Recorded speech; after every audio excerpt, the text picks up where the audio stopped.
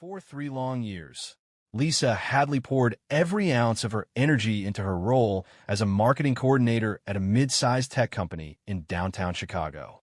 She had joined the company fresh out of college, eager to prove herself in a competitive industry. And from the very beginning, she had shown nothing but dedication and commitment. Lisa was the type of employee who arrived early and stayed late, the type who volunteered for projects that no one else wanted to tackle, and the type who took on additional responsibilities without ever being asked. She believed in the company's mission, she believed in her work, and she believed that her efforts would eventually be rewarded. But 3 years later, Lisa was still earning the same salary she had started with, despite countless promises from her boss, Sharon Gates, that a raise was just around the corner.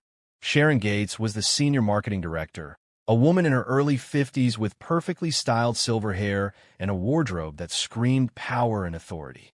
She was a master manipulator, the kind of boss who could make you feel valued and indispensable one moment and utterly replaceable the next.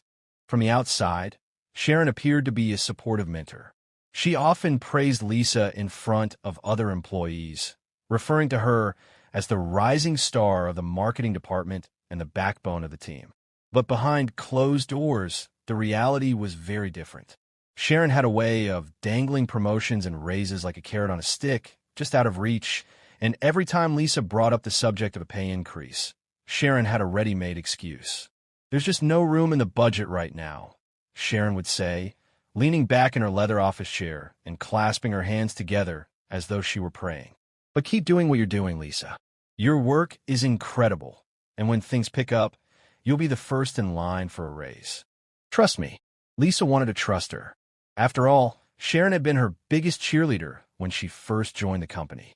Sharon had taken Lisa under her wing, offering her guidance on everything from marketing strategies to office politics. But over time, Lisa began to notice that Sharon's words rarely aligned with her actions. While Lisa was being told to hang in there, other employees, mostly Sharon's personal friends or relatives, were being hired at higher salaries and given bonuses that Lisa never even knew existed.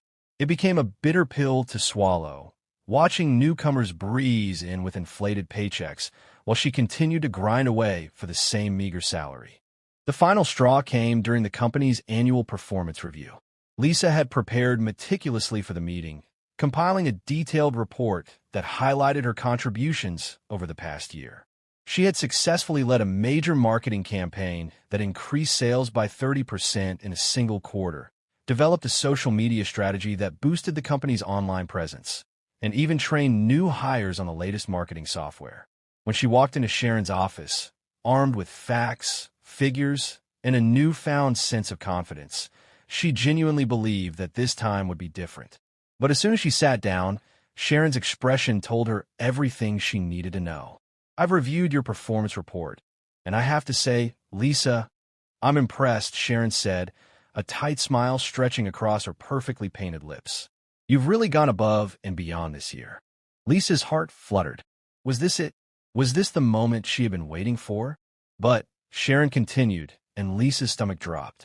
"With the current state of the market and the company's financial situation, we just can't justify a raise right now. I hope you understand." Lisa forced herself to nod, even as a lump formed in her throat. She had expected this. She had prepared herself for it, but it still stung. "I understand," Lisa said, her voice shaking slightly. "But I've been here for 3 years now, and I haven't seen any increase in my salary despite my contributions. I've taken on more responsibilities, managed key projects, and even trained new staff. I really think it's time to reevaluate my compensation." Sharon's expression hardened. The warmth in her eyes disappeared, replaced by a steely, calculating gaze. "I hear you, Lisa," Sharon said, leaning forward and folding her hands on the desk. "But you have to understand that it's not just about what you're doing here. It's about loyalty. It's about being a team player. And right now, we need everyone to rally together and focus on the bigger picture. A raise isn't going to happen this quarter. But keep up the good work, and we'll revisit this conversation in 6 months. 6 months. Lisa felt the words like a punch to the gut. 6 more months of struggling to make rent. 6 more months of living paycheck to paycheck, 6 more months of watching less competent employees earn more for doing less. But Lisa forced a smile, thanked Sharon for her time, and walked out of the office feeling utterly defeated. That night, Lisa lay awake in bed, staring at the ceiling and replaying the conversation over and over in her mind. She had done everything right. She had gone above and beyond. She had proven herself time and time again. But it was clear now that Sharon had no intention of giving her a raise. Not now, not ever. The next morning, Lisa made a decision. If Sharon wasn't going to value her work, she would find someone who would. During her lunch break, she updated her resume, highlighting her accomplishments and quantifying her impact on the company's bottom line. She drafted a cover letter that emphasized her leadership skills and her ability to drive results. And then, she began applying for new jobs, one after another.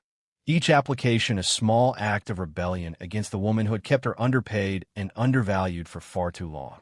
But Lisa was careful. She knew Sharon was the type to retaliate, the type to monitor her employees' activities and punish those who dared to look elsewhere. So Lisa kept her job hunt discreet, scheduling interviews during lunch breaks, using a personal email account for correspondence, and making sure her LinkedIn profile was set to private. She even confided in a trusted coworker, Evelyn, who had also been denied a raise despite years of dedicated service. "You're doing the right thing," Evelyn said, squeezing Lisa's hand as they sat together in the break room. "Sharon is never going to change. She's been pulling this same stunt for years. She keeps people in their place while she promotes her friends and family. You deserve so much better." Lisa nodded, a sense of determination hardening inside her. She would keep applying. She would keep fighting. And one day, she would walk out of that office with her head held high and her dignity intact. But that day came sooner than she expected. One afternoon, as Lisa was returning to her desk after a particularly promising interview, she noticed a strange atmosphere in the office. People were whispering, eyes darting toward Sharon's office, where the door was closed and muffled voices could be heard from within. Lisa felt her stomach twist.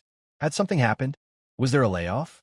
Before she could gather her thoughts, her phone buzzed. It was a message from Evelyn. "Sharon wants to see you." Now, Lisa's heart pounded as she made her way to Sharon's office, her palms sweaty and her mind racing. What could this be about? Had Sharon found out about the interview? Had someone seen her leaving the competitor's office? When she stepped inside, Sharon was sitting behind her desk, her expression cold and unreadable.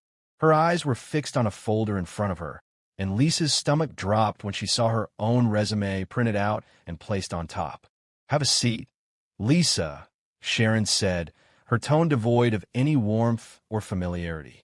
Lisa swallowed hard and sat down, her mind spinning with questions and fears. This was it. This was the moment everything would change. But she had no idea just how much. Sharon picked up the resume and held it between her manicured fingers, her gaze never leaving Lisa's face.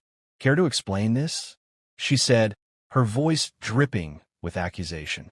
And in that moment, Lisa knew she was about to lose everything, or so Sharon thought. The moment Lisa stepped out of Sharon's office, the world around her felt as though it had shifted on its axis.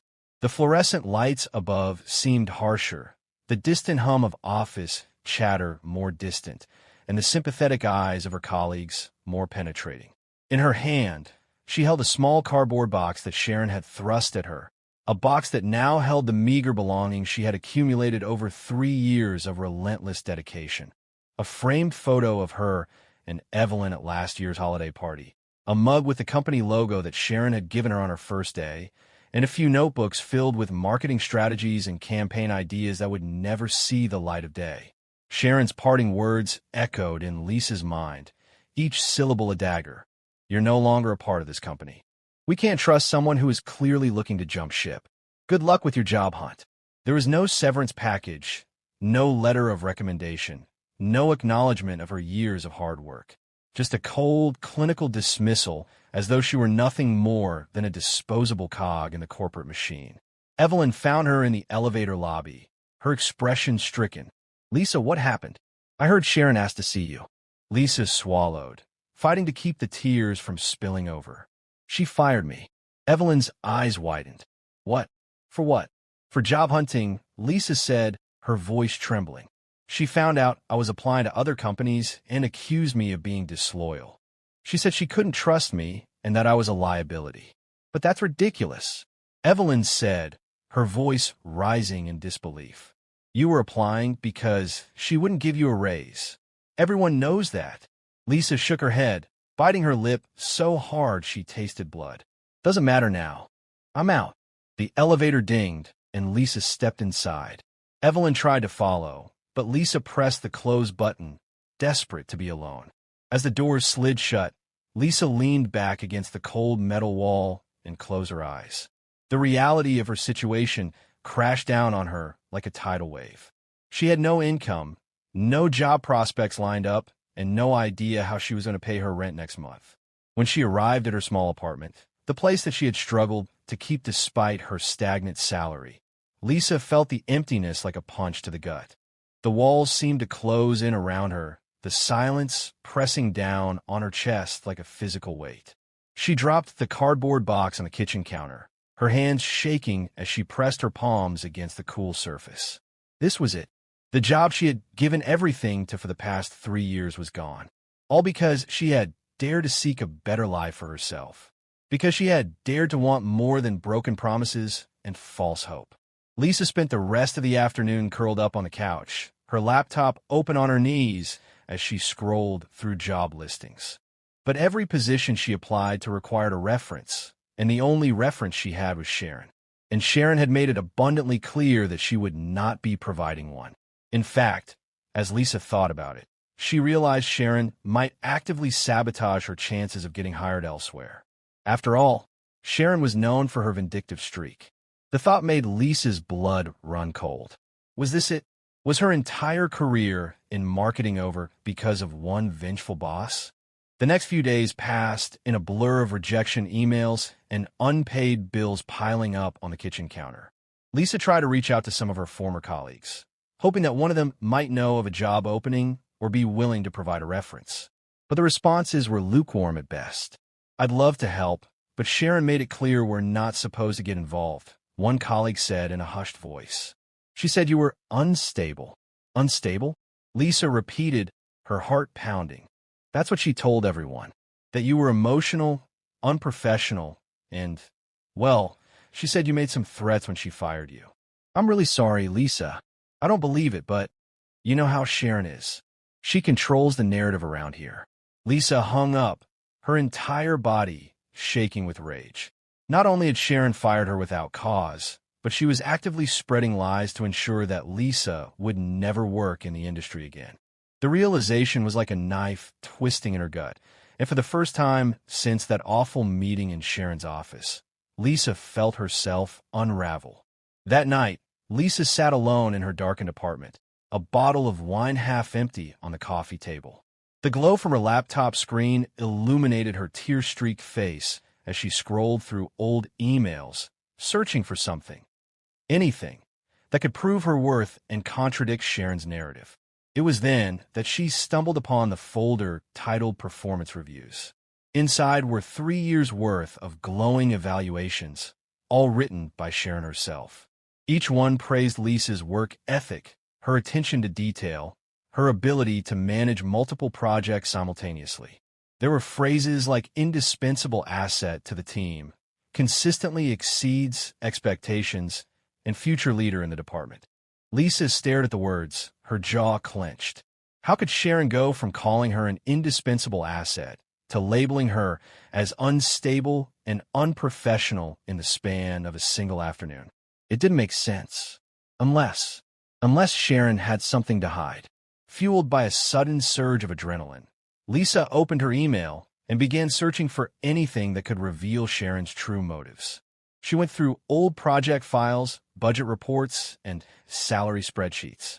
And that's when she saw it, an email chain between Sharon and the company's finance department discussing the hiring of several consultants. Consultants that Lisa had never heard of. Consultants whose names she didn't recognize. And consultants who were being paid exorbitant salaries for essential services that had never been discussed in any team meeting. Lisa's heart raced as she clicked through the attachments. The consultants were listed as marketing advisors, but their invoices indicated work that Lisa herself had been responsible for. In other words, Sharon was inflating the salaries of these so-called consultants, who just happened to share last names with some of Sharon's friends and family members, while denying raises to loyal employees like Lisa. Lisa sat back in her chair, her mind spinning. This was it. This was the evidence she needed. If she could prove that Sharon had been funneling money to her friends and family under the guise of consultant fees, then not only could she expose Sharon's corruption, but she could also clear her own name. But the question remained, what would she do with this information? And would anyone believe her? The next morning, Lisa woke up with a renewed sense of purpose. The fog of despair had lifted, replaced by a steely determination to fight back. She spent hours compiling all the evidence she had found, organizing it into a comprehensive report that included every inflated invoice, every questionable email, and every glowing performance review that contradicted Sharon's narrative of her being unstable. When she was done, Lisa took a deep breath and made a decision. She couldn't go to HR. Sharon had them wrapped around her finger. But the board of directors? That was a different story. With her report in hand, Lisa composed a carefully worded email to the board, attaching the evidence and detailing her findings. She highlighted Sharon's pattern of financial misconduct, her retaliatory actions against Lisa for seeking a new job, and her deliberate attempts to sabotage Lisa's career. Before hitting send, Lisa hesitated. This was a risky move. If the board sided with Sharon, she could be blacklisted not just in the company, but in the entire industry. But if she stayed silent, Sharon would get away with everything, and Lisa would remain a victim. With a final, resolute breath, Lisa pressed send. And as she watched the email disappear into the void, a single thought echoed in her mind. Sharon had underestimated her. And now, it was time for her to learn just how big of a mistake that had been. 3 days passed in excruciating silence. Lisa found herself checking her email every few minutes, her heart lurching each time she saw a new notification, only to be disappointed by yet another automated response or a promotional email. The report she had sent to the board of directors was detailed, meticulously organized, and backed by solid evidence. But now that it was out of her hands, the waiting felt unbearable. What if they ignored it? What if they dismissed her claims as the bitter ramblings of a disgruntled former employee? What if Sharon managed to spin the narrative in her favor? The uncertainty gnawed at her, turning each hour into a torturous stretch of time. On the fourth day, as Lisa sat in her tiny apartment, scrolling mindlessly through job postings, her phone rang. The number was unfamiliar, but the area code matched the company's headquarters. She took a deep breath and answered. "Hello, is this Lisa Hadley?" A calm, authoritative male voice asked. "Yes, this is she," Lisa said, her throat tight. "This is Richard Hayes. I'm the chief legal counsel for the company. We received your report regarding Sharon Gates, and I'd like to discuss it further with you. Are you available to come in for a meeting tomorrow morning at 9? Lisa's heart leaped in her throat. "Yes, absolutely. I'll be there." "Good," Richard said, his tone cool and unreadable. "Please bring any additional documentation you might have. We want to ensure that we have all the information necessary to conduct a thorough investigation." When the call ended, Lisa dropped the phone onto the couch, her hands shaking. This was it. This was the moment she had been waiting for. But as the adrenaline rush subsided, doubt began to creep in. Would they actually believe her? Would Sharon somehow manage to twist the situation and paint herself as the victim? Lisa knew that Sharon was a master manipulator, someone who had built her entire career on charm, lies, and intimidation. If Sharon sensed that her position was under threat, she would undoubtedly fight back with everything she had. That night, Lisa barely slept. She lay awake, staring at the ceiling, her mind racing with scenarios both good and bad.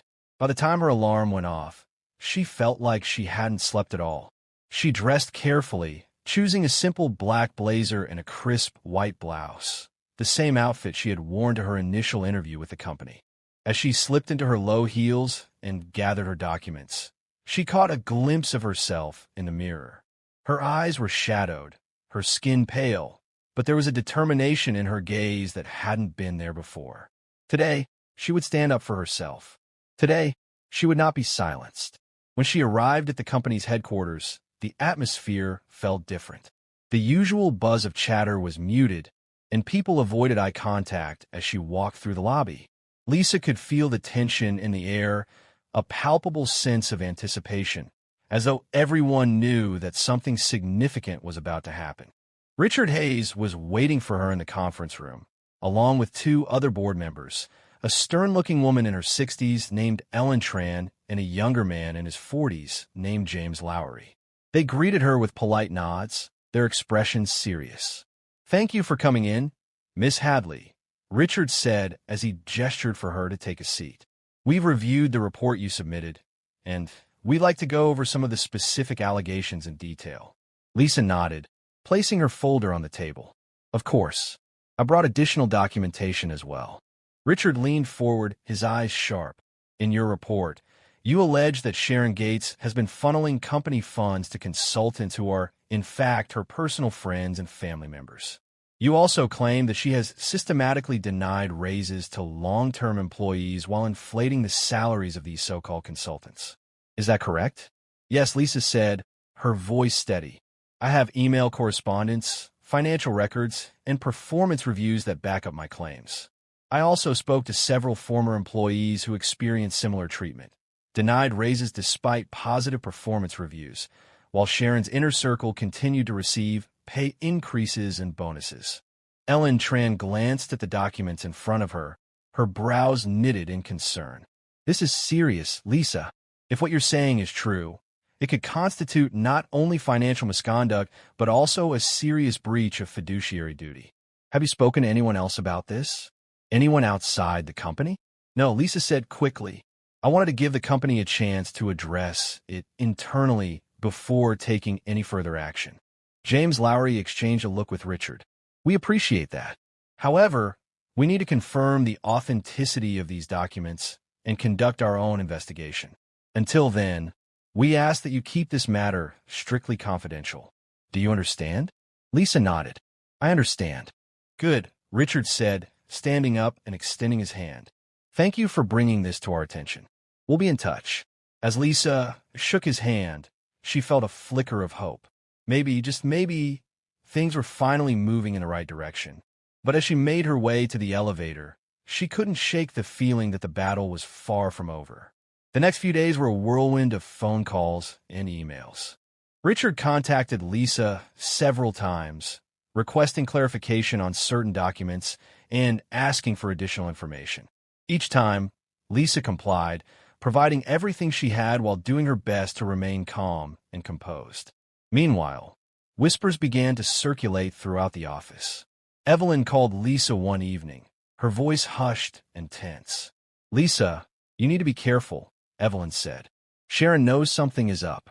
She's been in meetings with HR and the finance department all day, and she's been asking a lot of questions about you." Lisa's pulse quickened. "What kind of questions?" "Stuff like who you've been talking to, whether you've been in contact with any clients, whether you've been seen with any competitors. It's like she's trying to find something to use against you." Lisa swallowed, her mouth suddenly dry. Of course, Sharon was going to fight back. Of course, she was going to try to discredit Lisa. After all, if Sharon could paint Lisa as a disgruntled former employee who was trying to sabotage the company, it would undermine everything Lisa had worked so hard to prove. That night, as Lisa sat in her darkened apartment, she felt the familiar weight of dread settling over her. What if Sharon managed to convince the board that Lisa was lying? What if Sharon fabricated evidence to make it look like Lisa had been stealing company data or colluding with a competitor? What if, in her desperation, Sharon took things even further? But then Lisa remembered the emails, the financial records, the glowing performance reviews that contradicted Sharon's claims of Lisa being unstable and unprofessional. She had the truth on her side, and no matter what Sharon did, Lisa would not back down. The next morning, Lisa received a call from Richard. "Lisa, we need you to come in again," he said, his tone grim. "We've reviewed the documents, and we need to speak to you immediately." Lisa's heart pounded as she grabbed her coat and rushed out the door. This was it. The moment of truth had finally arrived. And as she stepped into the elevator, her reflection staring back at her in the polished metal doors, she took a deep breath and prepared herself for whatever was about to come. Lisa sat in the waiting area outside the boardroom, her hands clenched tightly together in her lap. The minutes stretched like hours as she stared at the closed double doors. Beyond those doors, Richard Hayes and the rest of the board members were discussing the findings of the investigation. An investigation she had set in motion with her damning report. The walls around her felt as though they were closing in, the air thick with tension. She could hear faint murmurs from inside the room, voices rising and falling in tones she couldn't decipher. Lisa tried to take a deep breath, but her chest was tight, her heart pounding relentlessly. The doors finally swung open, and Richard stepped out, his expression as grim as it had been during their last meeting. "Lisa, they're ready for you." Lisa swallowed hard, stood up on unsteady legs, and walked into the boardroom. The atmosphere was stifling. The board members sat in a semicircle around the long table, their faces impassive. At the far end of the table sat Sharon Gates, her arms folded across her chest, her jaw set in a defiant line. She didn't even look at Lisa as she entered. "Have a seat." "Lisa," Richard said, gesturing to the empty chair positioned directly across from Sharon. Lisa lowered herself into the chair, her spine rigid, her palms damp. Richard took his seat at the center of the table and cleared his throat. "We've reviewed the documents you provided, Lisa, and we have also conducted a comprehensive internal audit of the financial records related to the alleged consultant payments. Additionally, we have interviewed several employees who corroborated your claims about Sharon's retaliatory behavior and the suppression of raises for specific staff members." Sharon's eyes narrowed, but she remained silent, her gaze fixed somewhere over Lisa's shoulder. Richard opened a file in front of him, flipping through the pages with deliberate slowness. "What we found was deeply concerning," he continued. "There are numerous invoices for consultant fees that cannot be accounted for, with payments issued to individuals who appear to have no actual business relationship with the company. Moreover, many of these individuals share last names with Sharon or her close associates." Lisa's chest tightened. This was it. This was the moment of reckoning. "Sharon," Ellen Tran interjected, her voice sharp. "We've given you multiple opportunities to explain these discrepancies, and yet we have not received a satisfactory response. Would you care to explain now?" Sharon's face remained impassive. She leaned forward, her eyes finally meeting Lisa's. "This is a witch hunt," she said, her voice dripping with contempt. Lisa was a disgruntled employee who was fired for insubordination and job hunting behind the company's back. She's lashing out because she couldn't handle being let go. Let go for what, exactly? Ellen pressed, her brows knitting together. For seeking other employment after being denied a raise for 3 years despite exemplary performance? Or for discovering that funds were being siphoned off to people who don't even work here? Sharon's face flushed a deep red. "That's a gross mischaracterization," she said, her voice shaking. "Those consultants were essential to the success of our marketing strategy. They were brought in to handle specific tasks that Lisa and her team were not equipped to manage." "Really?" James Lowry leaned forward, tapping his pen against the table. "Because according to the performance reviews you personally wrote, Lisa was not only handling those very tasks, but exceeding expectations. So why the need for outside consultants?" Sharon opened her mouth to respond, but then snapped it shut, her jaw clenched so tightly that a muscle twitched beneath her cheek. Richard closed the file in front of him with a definitive thud. "Sharon, we've also discovered that you instructed HR to blacklist Lisa, labeling her as unstable and unprofessional. You further spread these rumors to other department heads, effectively attempting to sabotage her reputation within the industry." Sharon's eyes widened slightly, a flicker of fear passing over her face. "I never." "We have emails," Richard said coldly, sliding a printed email chain across the table. "Emails in which you explicitly instructed HR to make sure Lisa Hadley never works in this industry again." The blood drained from Sharon's face. For the first time, she appeared genuinely rattled. Lisa watched as Sharon's eyes darted around the table, searching for support, but all she found were cold, disapproving stares. "Sharon," Ellen said, her voice heavy with disappointment. "We trusted you. You were in a position of power and authority, and you abused that power for personal gain. The evidence is irrefutable. Effective immediately, you are terminated from this company, pending a full investigation into potential criminal misconduct." Sharon's mouth dropped open, her eyes blazing with fury. "You can't do this to me. This is my department. My company. It's not yours," James said sharply. "It never was." Sharon shot to her feet, her chair scraping loudly against the floor. She glared at Lisa, her eyes narrowed to slits. "You think you've won?" she hissed. "You have no idea what you've just done." Lisa met Sharon's gaze, her heart pounding, but her expression calm. "I did what you never expected me to do. I stood up for myself." Sharon opened her mouth to retort, but security personnel appeared in the doorway, their faces stern. Richard nodded at them, and without another word, Sharon was escorted out of the room. Her heels clicked angrily against the tile floor, the sound echoing down the hallway until it finally disappeared. The room fell into a heavy silence. Richard turned to Lisa, his expression softening. "Lisa, we owe you a profound apology. You should never have been treated the way you were. We intend to make things right." Lisa's shoulders sagged with relief. "Thank you. We are offering you a severance package," Ellen said, sliding a document across the table. 3 months' salary, plus a formal letter of recommendation that clearly states your exemplary performance and the reason for your departure. And we will publicly correct the false narrative that Sharon tried to spread about you. Lisa took the document, her eyes welling with tears. It wasn't just about the money. It was about getting her life back, her dignity back, her reputation back. "There's one more thing," James said, leaning forward. "We'd like to offer you Sharon's position as the new marketing director. You've demonstrated integrity, courage, and an exceptional work ethic, qualities we desperately need in leadership." Lisa's eyes widened. "Me? Marketing director?" "Yes," Richard said, his expression warm.